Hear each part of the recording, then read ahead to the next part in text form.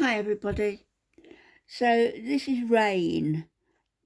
Her name is Rain, Raine, and The Planet with the Palette is what she goes by, her channel name.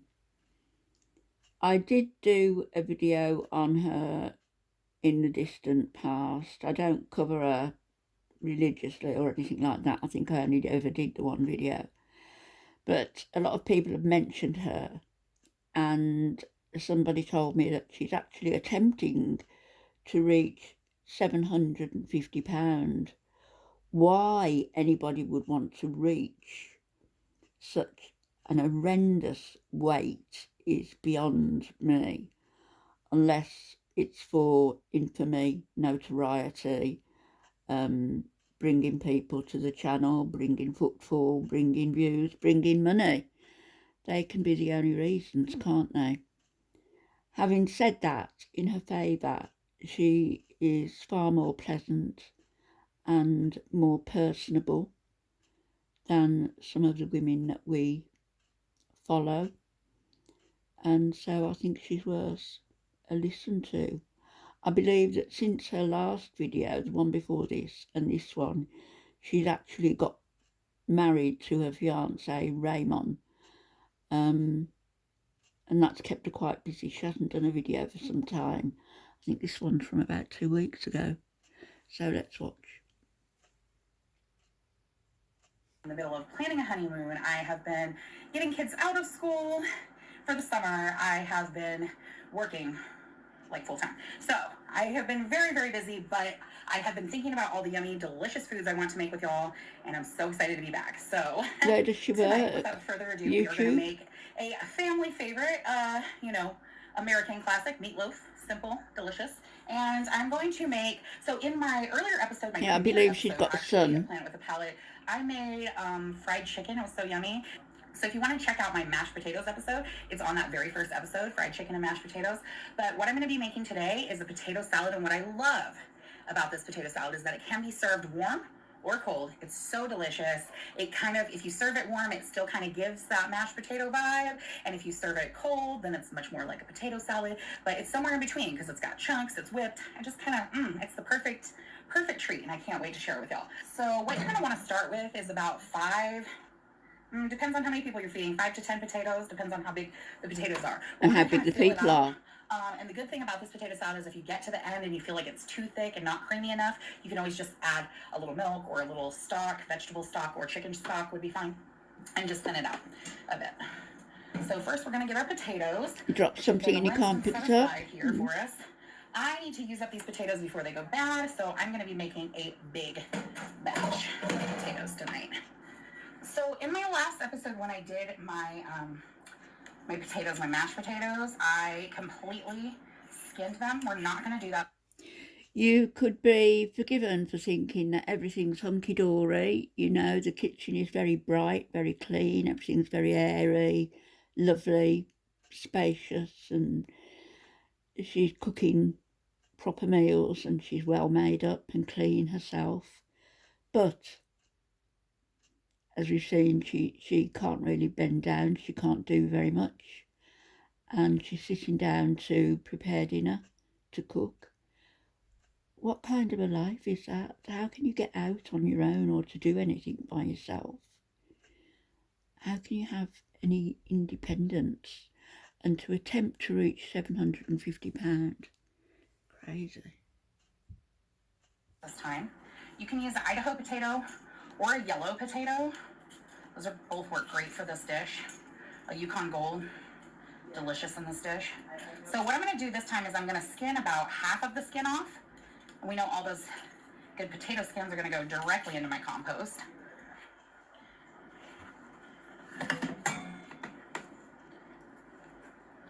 So these are going to go in the compost bowl.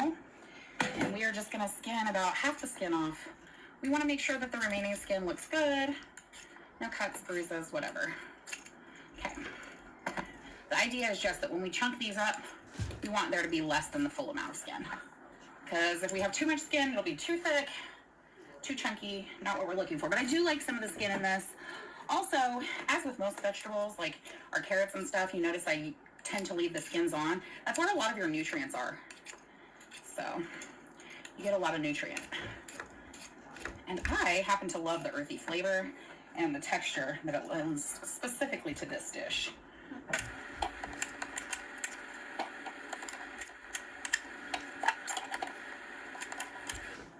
So next you're going to want to slice these up, throw them in your pot, and we're going to boil them just like we were going to make mashed potatoes or anything else. We're just going to boil them simple this time. No stock, just water with some kosher salt to our water. This is a big boy potato. We love a thick boy. Or a thick girl, or a thick them. We just love the thickies around here. Gosh, one of my favorite things from the last episode was how Ivy's mom was like, ooh, these artichokes belong in this kitchen. These are planted with a pallet artichokes because they're enormous. These are the biggest artichokes I've ever seen in my life. And I was like, hey, thick artichokes. We love it. We love to see it. Representation, baby. Ugh. She's enormous, isn't she? Look at your arms. Okay. They look a bit less flabby than Hunter's actually, but they're still enormous. As I mentioned before, to boil. My goodness. We're going to put in some kosher salt. Oh, Yeah. yeah, just a bit. Let's get this pot on to boil, and we'll start with our meatloaf. Woo! Oh my goodness. All right, y'all, so it's time to make a meatloaf, and I'm so excited. This meatloaf, actually, the original recipe for this meatloaf came from my ex-mother-in-law, and I have tweaked it, done some things to it to make it sort of more my taste, and yeah, let's get started. It's really good. So, you know, it's a good time to talk about learning from bad situations. I learned how to cook an awesome meatloaf, so I can't be mad at that.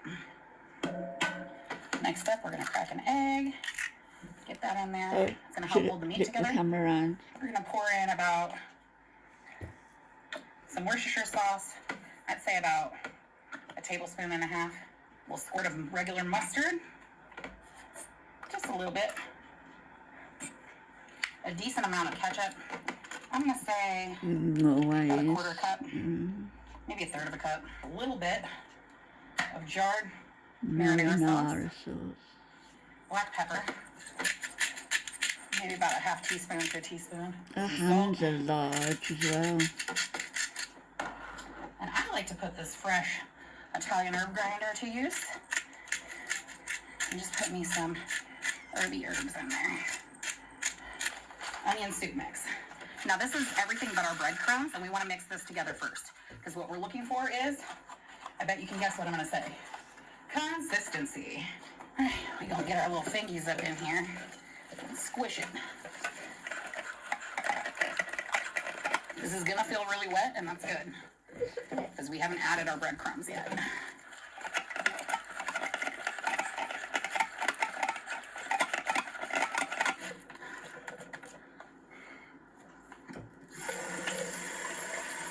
Now this last ingredient is going to be our breadcrumbs. It's feeling not quite wet enough, so I'm going to add a little more marinara.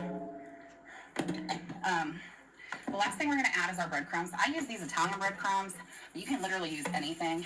You can make your own breadcrumbs with my focaccia recipe, like we did in the last episode, the Mother's Day episode. You can make breadcrumbs out of croutons. You can make breadcrumbs. I've done it with Ritz crackers.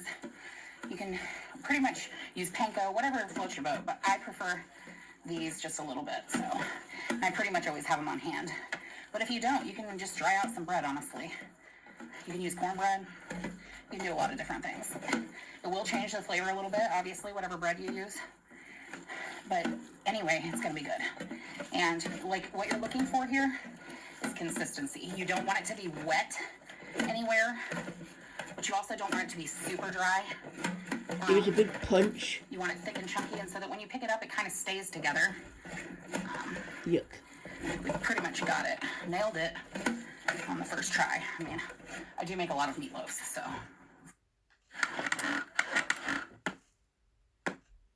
My sister recently told me that she's been making her meatloaves in this kind of a dish, in a butt pan instead of a traditional dish. And I thought, you know, I love that.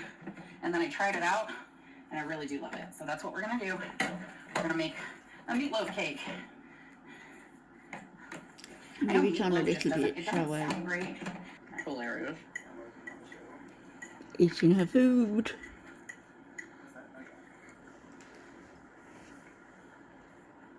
Okay, my eyes may have been bigger than my stomach here. This is so filling. It's so good though. Use a glass. You know, those cans have been on the shelf. I'm excited about having leftovers of this, to be honest. Never get excited about food. Is there something wrong with me? I live for food that makes good leftovers. You live for food. Also, if you're not going to eat this whole 3 pounds of meatloaf and this whole... It shows. Like I said, I also made an extra large batch of potatoes this time because I didn't want my potatoes to go bad. But... You're eating alone? This meal, you can definitely put it in a Tupperware because these potatoes are good hot or cold. You can heat them up with the meatloaf. Not a big deal at all.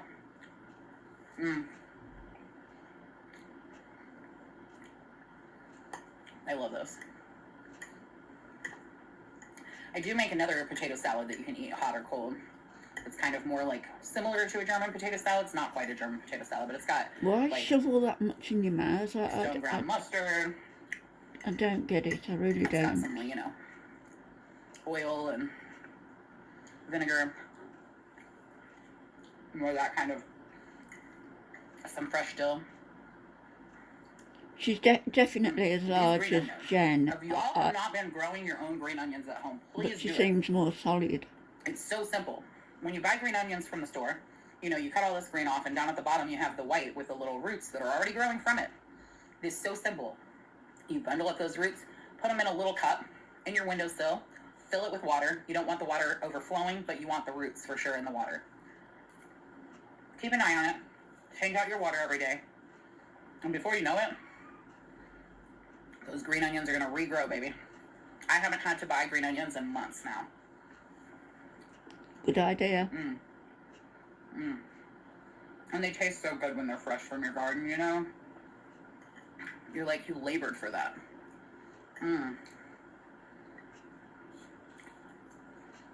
That's what food Not is. sure what you know, that for noise me. is in the background of the video. The whole I cycle. found, maybe. From growing the food, putting together the perfect ingredients to create something, a work of art, eating the food, composting the food to give back to the garden. It's all a labor of love. Oh, I'm sure you don't do it all yourself outside. And it's a beautiful cycle where you can really connect with your food in a deeper way, I feel like.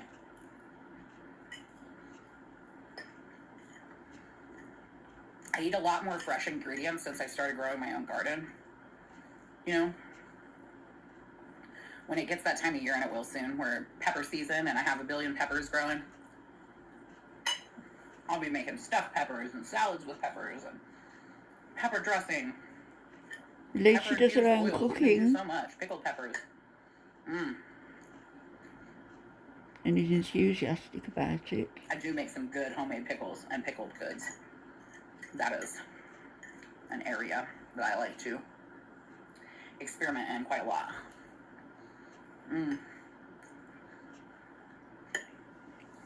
How do they enjoy their meal when they're talking to the I'm camera? getting so full, y'all. No idea. The sweetness of that brown sugar plus the mustard and a little bit of tomato from the ketchup that's on top of this. And the marinara sauce. It's so good. It's really good. And really fattening.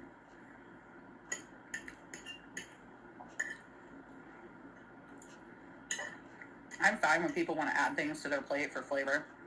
You know, salt, pepper, you know, Tabasco sauce, all that stuff. But I am a firm believer that if you make it right, it doesn't need all those bells and whistles. So I'm stuffed. I cannot look at the rest of this potato. That was so good. Always put your Y'all, fork down this before meal you was fall. so satisfying. I am like, Eyes bigger than it's a little belly. related, but it deserves a good happy dance. Thought you were stuffed. Y'all know that was a good meal. I'm stuffed. I cannot finish this potato, but You keep saying that. You oh will. Lord, that was good.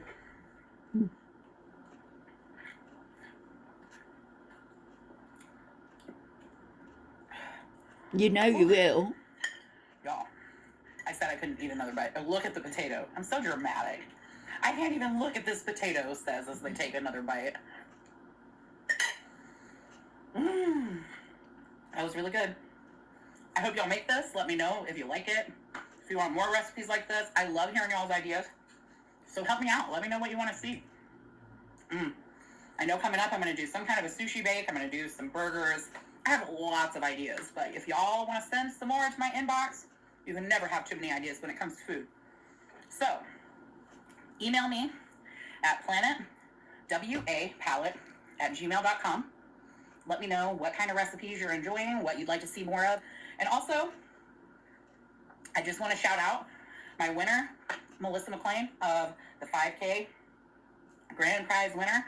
I will be sending, actually I already sent your t-shirt. So I was very excited to see another plus size person won. So your 4X t-shirt is on its way. And the rest of y'all who entered, everybody who entered is getting something. So I have these really cool recipe cards printed out just special for y'all who participated. And I am going to write a recipe that I haven't done yet on the show. Something Oh, well, completely she's original that you haven't not seen. like I'm Chantal, gonna is send she, with a y'all my postcard own here. personal recipe for chicken noodle soup. It's really good. So I hope y'all enjoy. I'll be getting those out this week. Again, thanks everybody. And I'm going to be real lazy and tell you that my Planeteer of the week is all of y'all, because you're the best. You're awesome. I love you so much. And stay tuned next week and I will announce a real Planeteer of the week, maybe two, just to make up. All right. Love you guys.